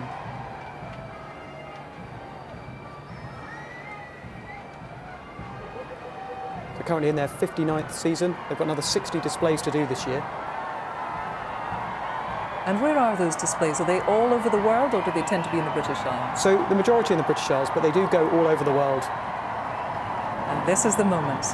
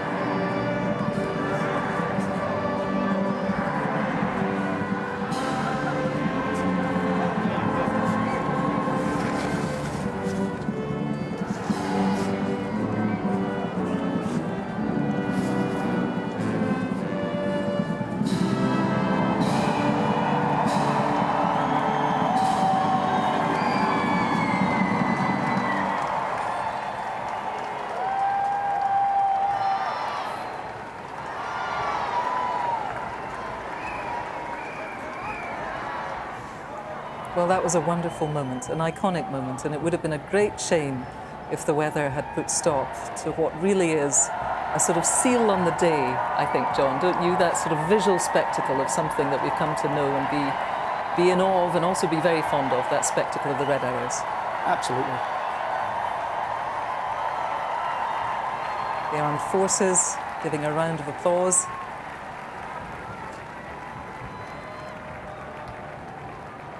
And in we go. A day that really Robert Hardman couldn't have gone more to plan, apart from the weather, but it is Britain. And it is the spring. It is a coronation, It is the coronation. You know, and as the King said yesterday when asked about the weather, he said it's a blessing. And look at him; he's absolutely delighted by that. You know, that, as I said, you know, this is his first time. It's so important. These firsts as a monarch. You know, your first Christmas broadcast, your first cenotaph, and now, you know, this his first appearance on the balcony. He'll never come back on the balcony wearing all that again. The next time we see him will be probably next month at the birthday parade. You know, the more traditional balcony moment. But I think, you know, he can look back on today as a day that this is very much the punctuation marks of our national life is set by these moments. And King Charles, and standing with him, Queen Camilla, a day that many people believed we would never see. Yes, absolutely. I think a great moment for her, and now absolutely the Queen. I mean, that's as she's going to be known from now on. And I think, you know, at the start of the reign, there were one or two people who thought perhaps, you know, maybe this is going to be a bit of a sort of caretaker reign, really, you know, because he is, as been said earlier today, he's the oldest monarch to be crowned that we've ever had. He'll be 75 later this year. But I think what he's done today, he's stamped his mark on this. And, you know, it won't be one of the longest reigns, it just can't be, but yes, it's going to definitely have a personality. And we've seen that already with a number of the sort of small things he's done. I mean, things are changing inside that palace. It's very nice to see the balcony back in action, because actually that's been a building site the other side of those windows for the last year. They've had to put floorboards down today just to get everybody out there. But, you know, things are changing. They're changing, you know, incrementally. It's not a sort of big overnight thing, but he definitely has his own ideas for this institution that we celebrate today. And Air Commodore Lyle, as you watched the military earlier do the royal salute in Buckingham, did you get a chance to see that? I did, yes. Today. I thought that was maybe one of the absolute highlights of the day, to hear that 3 cheers. Absolutely, and it absolutely fills you up as someone who's serving in the military, the opportunity to see your monarch to be involved in something of such national importance. And it's the sort of day that people will never forget. We're getting an encore. It must be Coronation Day.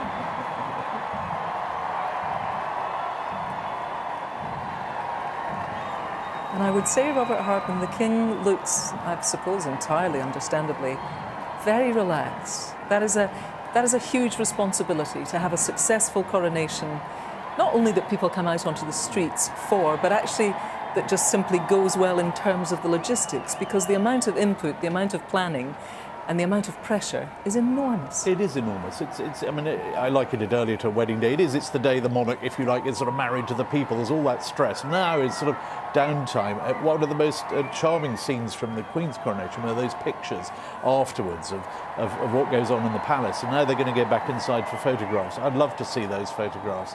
It was actually back in 1953, one of the maids of honour had to stop the King there, age 4, grabbing that crown off a table and running off with it. So I wonder if Prince Louis is going to reprise that role now. He's got that look about him, hasn't he? Let's be honest. He's definitely up to something. But that's nice. There's the Queen just patting him, saying that well done. And as you say, watch those robes there. They were about to walk through a building site. And that sight in those ermine robes with the crowns on, we're not going to see that again. No, that's Coronation Day. That's the only day that happens, and it's why this is so unique. I mean, as David was saying earlier, you know, you really have to be in your 80s or 90s to have seen this sort of thing with your own eyes before. And let's talk a little bit then about continuity, because surely that might be one of the reasons that people have trudged out on not the best day to stand in the rain and to be part of it all and to put on their Union Jack bowler hats and have a few beers. You know, it is about tradition, a lot of it. It's about tradition, it's continuity. I thought one of the most striking things was a new addition to this very, very ancient service right at the start. it began, not with a prelate, not with the Archbishop of Canterbury. It began with a 14-year-old boy effectively saying to the king, that chorister Andrew Strachan, effectively saying, "Why are you here? What are you doing here?" And he said, "I'm here to serve." I think that was such an important preface, if you like, to the whole thing. And throughout this immense grandeur and tradition, we've just seen this sort of note of kind of humility all day, just remind constitutionally, religiously, just sort of explaining where this king belongs in the sort of national landscape, if you like. Yes, he's the head of state. Yes, he's the king, but he's there to serve us too. Anita Rani is on the Mall. She's having a chat. Let's go back and find out who she's talking to. Anita. Yes, Kirsty, I am on the Mall. I think I have had the best seat in the house all day on the iconic Red Road that has seen numerous processions, ceremonies, weddings, funerals, and now, after 70 years, a coronation. And it's been about the people down here. And, well, we could just ask the people, have you had a good time? So many Union Jacks, we've seen all the hats, we've seen all the outfits, and people have travelled from all over the world to be here. And it's not just been about the crowds down here, some of them have camped overnight, it's about all the volunteers as well, the armed forces, St John's Ambulance, the stewards that have made this whole day run like clockwork. And the biggest privilege that everyone here, including myself, have is that we can all say, we were here to witness the coronation of King Charles. We will have that forever. So it's been a great day from the Mall. Thanks very much, Anita. Well, there we see the brollies are up. We can't dampen the spirits, but it is dampening the hair. So the brollies are up and people have had their moment, the moment of seeing the crowned king and queen on the balcony in their ermine robes at Buckingham Palace. It's not a day we will see again because it's unique to Coronation Day. And for all of those people that chose to be part of it, quite a scene indeed. Well, Robert Hartman and David Olusoga are here just to chat through. I mean, in a way, David, it's unfair of me to ask you to analyse, because I suppose the thing about history is that we have to see it in a greater context, but that's what you're here for, so that's what I'm going to ask you to do. When you were looking at those scenes there, when you saw the King and Queen come out, what were your thoughts? In the 20th century, there were 5 coronations, an average of every 20 years. If you were to stretch it over the century, we haven't seen one since 1953. That reanimation of a tradition that's lain dormant, but been there, we all knew it was inevitable, we knew it was coming. To actually see it is historic. Today we've been reminded of the deep religious history of the country, there's been echoes of the 17th century in the oaths, echoes of the medieval age in the other sacraments of the coronation. That sense of continuity, that sense of tradition, as an historian, is absolutely fascinating. So, in that level, I think it is a remarkable thing to witness. Now it's done. Now a new reign formally begins. Lots of questions about the monarchy in Israel. Now they're up for discussion, as they always are and always have been. Yes. Well, let's have a little bit of a discussion about it, because most of the people who in the census, answer the question of whether or not you're religious. We've seen at the heart of today this religious ceremony. Most people in Britain say no, they're not churchgoers anymore. They're not Christian. We have lots of different faiths as well. We saw them represented in the ritual of today. Do you think when you look at a day like today, it is really about being, above all else, nostalgic? Is that what you think it's about? I'm not sure, and I think nostalgia is loaded with pejoratives. It's a negative Yeah, term. it is, yeah. I think tradition is a more useful word. I think what you saw today was a strong representation and a huge effort to show the diversity of faith within Britain, one of the things that's very different between the Britain of today and the Britain of 1953. I think it's more difficult with a 1,000-year-old ceremony to reflect the other thing you've mentioned, which is the fact that we are one of the most secular nations in the world. You can have diversity of faith, but the lack of faith, which is a big factor in modern Britain, that's much harder to build into the ceremony. There's only so far you can modernize modernise a 1,000-year-old ceremony without it stopping being that ceremony. I mean, it's interesting, Robert Hardman, that we heard today, and we knew we were going to hear it, of course, defender of the faith. There was a time, I mean, was it in the early 90s when the then Prince Charles put forward the idea that at his coronation he would be defender of faiths? Well, that's very clearly been rolled back, and you know, it was made clear, and I think, you know, over time he maybe realised that as somebody who was head of the Church of England, that was not necessarily the most appropriate approach. No, but I think it was an aspiration when he said it. Was back in 1994. Golly, I mean, how long ago was that? Nearly 30 years. But it was how he viewed the role. And actually, the late Queen articulated that herself in 2012 at her Diamond Jubilee. She made a speech to faith leaders at Lambeth Palace, and she talked about how she felt that the monarch had a duty to protect. And the same applies now. It's I think that oath, that sort of extra pre-oath oath, if you like, that we heard in the Abbey today, where the Archbishop says, your role is to help people to worship freely, and the King said, I will. So it was sort of there. It wasn't explicit, but it's very much understood that that's part of the role of a 21st century monarch. Is we may live in a more secular society, but he is there to protect the rights of everybody of any faith and none to think as they wish and worship as they wish. And David, do you think, in terms of a modern monarchy, and of course the House of Windsor has managed to survive because it's very good at changing incrementally, slowly, taking the mood, seeing what's acceptable, seeing what's not. Our king, our new king, do you think he gets it? Do you think he has a sense of how to propel the monarchy forward and change things? Well, I think when we analyse things he said when he was the Prince of Wales, we have to remember he knew he was the Prince of Wales, and things he felt able to say then he wouldn't say now as king. And he's quite been clear about the fact that he understands the limits of the role and that he was in a different role previously. To an extent, you can't modernise a monarchy because it is a monarchy, and that hereditary principle is one that many people will never be comfortable with. But the majority of our fellow citizens in 2023 are comfortable with this being the way that we choose a head of state. They revel in the ceremonies and the tradition. The people here, this is a huge event in their lives, something that they care deeply about.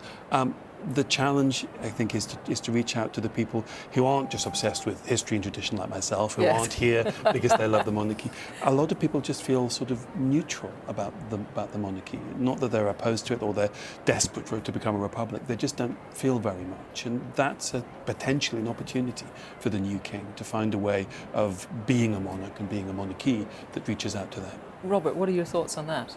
No, I think David's absolutely right. I mean, I think the greatest threat to a modern monarchy, it's not going to be the mob storming the palace. It's relevance, or rather irrelevance. Yes, indifference from people. Indifference and then irrelevance. It's that moment people wake up one morning and say, "Well, why are you still here?" You've got to keep not exactly reinventing. You've just got to keep at it. And it's not a brand of toothpaste. You can't just relaunch it with a new slogan. When you have a new reign, you have to keep doing what you've always done. But what the monarchy does do is it's out there every day. We don't always read about it, but it's on.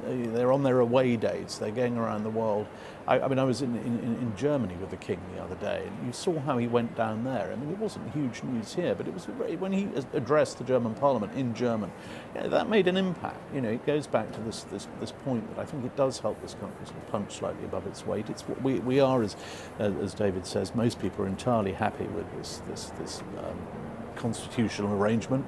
It may not make sense, but it's the one that we have, and we're very proud of it. But it's got to earn its keep, and I'm quite sure that he knows that. The complacency is something we're not going to see. It was so interesting, just the day after his mother died, day after the Queen's death, when everyone was slightly sort of lost, he was right on it, addressing the nation. We didn't hear from Elizabeth II. She didn't address the people for 10 months after she became Queen, until the Christmas broadcast. He was doing it right away. He was immediately off round touring the country, going to the home nations. He is, I've said it before, but he's a king in a hurry. But he's definitely, this is not a caretaker reign. This is a man on a mission. Well, his wife has said of him, the thing about him is he wants to save the world. He is somebody who is propelled by that need to make change. I mean, on the one hand, you could say, well, that's admirable. On the other hand, you can say he's given himself quite a job there. Well, the world certainly needs saving. There's no question about that. I'd like to think that he'll find ways of modernising the role. I'd like to think he'd find ways of reaching out to people who have that indifference. As Robert said, indifference is the ultimate kryptonite for a monarchy. But I do think it's a challenge, and I think we need to recognise that one of the great strengths that they have is that many people look at our politics and they think, well, maybe this is a more balanced way of representing a wider cross-section of the population. We've had a year with 3 prime ministers. We've not made the best case for an alternative over the past few months. So I think we have to wish him well and hope that there are ways of modernising and that he's capable of finding them. Let's talk. Sorry, you want to say something? Well, I just thought that reminded me of a very. It's a very good point, David. There was a rather good tweet in that extraordinary week. Someone said, "There's a pint of milk in my fridge. It's seen 2 prime ministers." And 2 monarchs, and it's still going strong. And you just thought, actually, there is something to be said. You know, a country that can change its head of state and its head of government in 3 days. It happened in 3 days without an angry word, without a shop being fired, without any sort of unrest or disorder, let alone riots. You know, there is something to be said for that stability, that continuity. And you do, I've sort of noticed it over the years, travelling around the world with the royal family, they do represent a sort of continuity, particularly in countries that have had a lot of turmoil. And they look at what that over there represents, and they're rather, they're quite envious, actually. The case that is put also is that, yes, and one might decry the current state of politics either here or anywhere else in the world, given the state that many places are in, is that in having a monarchy, it is something that floats above it, and therefore people can automatically not necessarily respect one monarch or another, but respect the fact that we have it there, that it feels solid and it doesn't feel that it's grubbing around in the gutter for our vote. And when the politicians are having a punch-up, or there's great turmoil over the road, or there's an interregnum electorally, we're in a hung parliament situation, whatever it might be, at least the people know that, things are, that all those arms of the state, they don't owe their allegiance to whoever's in number 10. They owe their allegiance to a different entity that's not going anywhere. And that is, it's not something we think about every day, but it's there. And I think it's part of that sense of continuity and stability that we may take for granted. We may only register it subconsciously, but at least we feel that, everything's going to work okay. David Olusoga, one of the most interesting legacies of the King's time as Prince of Wales is the Prince's trust. Of course, it's still ongoing. And I touched on this a little bit with David Lammy earlier today, which is 1 million people so far it's helped. And it was set up, I believe I'm right in saying this, Robert, when the Prince was in his late 20s, mid to late 20s. Yeah, he used the contents of his Royal Navy pension to get it going in the mid-70s. And it is set up to help not just people who want to help start their own businesses, who might not be thought of as a good bet for a loan, people who want to get back into education, who want to re-engage with their skills. It's very interesting that he chose something, as somebody who you would consider to be the very sort of epitome, personification of the establishment, to reach out to people who are disenfranchised, to those who feel on the outside. What do you make of that? I think it shows an astuteness that hopefully we're going to see a lot more of.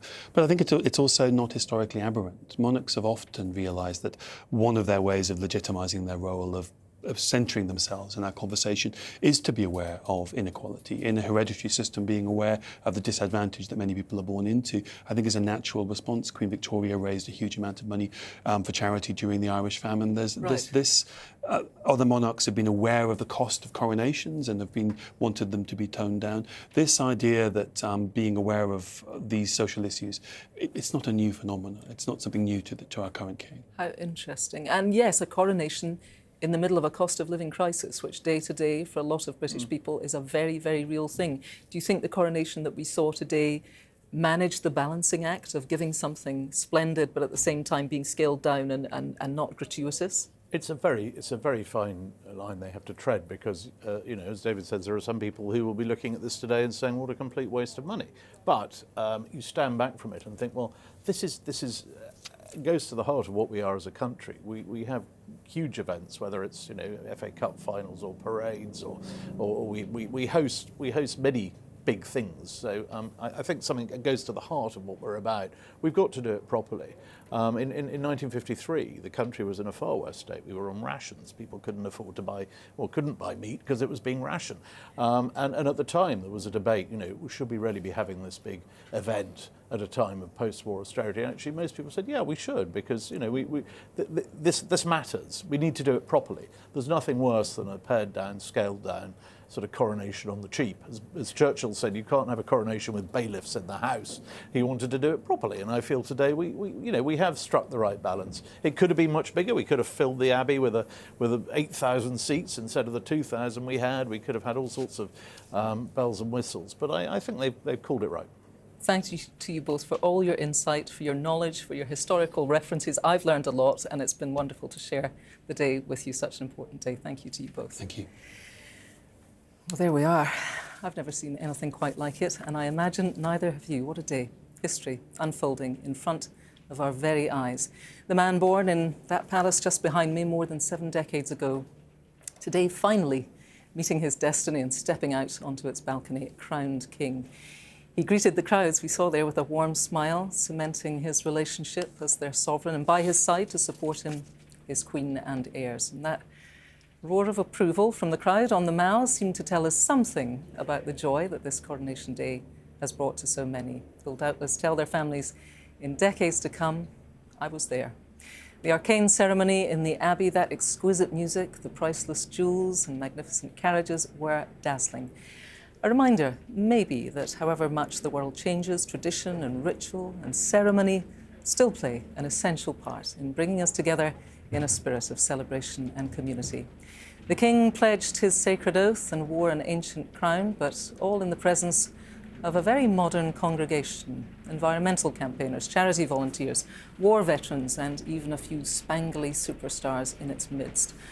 All witness to the beginning of a new era for Britain and the Commonwealth. And as that sea of happy faces and fluttering Union flags took over the centre of London, many millions around the country and the world will have doubtless tuned in to see the spectacle, including that remarkable parade, where our military did what it does so well, gilding the occasion with unrivaled pomp and pageantry.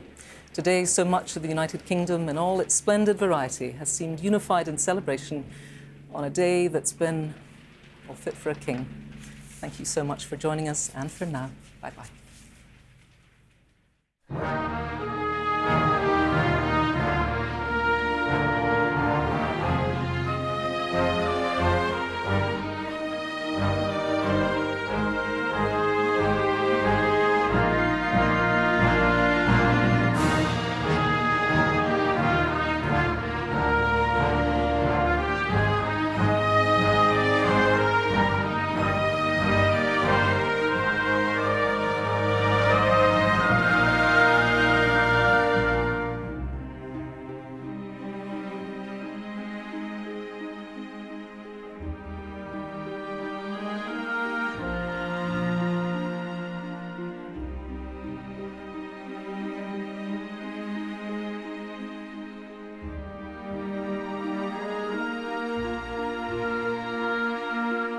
Your Majesty, as children of the Kingdom of God, we welcome you in the name of the King of Kings.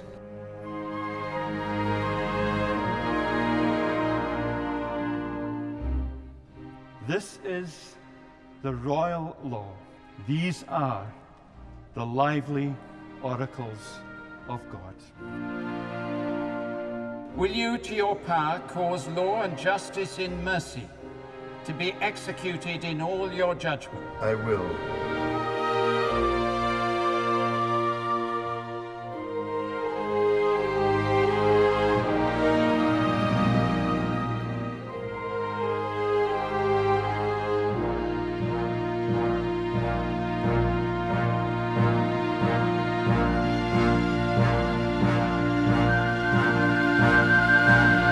God save the King!